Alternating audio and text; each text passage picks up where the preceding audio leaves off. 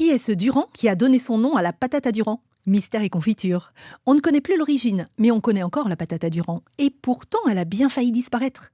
Ça vous parle, la patate à Durand? Non, c'est pas juste une ravine à sec la plupart du temps. C'est aussi cette plante de bord de mer, à laquelle on prête pas trop attention, avouez. Elle se fait remarquer quand elle nous gêne, qu'on peut pas mettre sa serviette à l'ombre sur la plage parce qu'elle est là, étendue de tout son long, telle une touriste au lagon.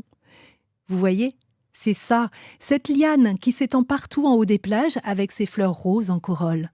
Fut un temps, on l'arrachait joyeusement, pour faire propre et pour faire plus de place au sable sur la plage, à nos serviettes en vérité. Parce que son plus grand rôle à cette belle hippomée, c'est de retenir le sable. Depuis, on a compris et on évite de la dézinguer. C'est une plante venue des océans et qui résiste à tout, à part nos arrachages intempestifs.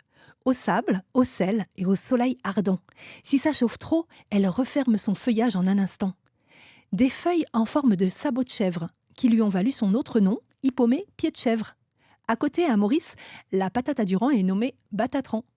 Longtemps, si on l'arrachait, c'était aussi pour se nourrir. Non, ça se mange pas en braide, mais en traînant ces lianes dans le lagon, les petits poissons étaient ramenés vers le sable.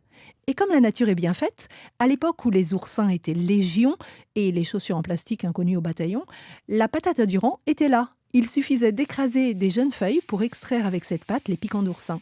Sinon ça, c'est bon aussi en bain ou en décoction. Ça même, la Réunion.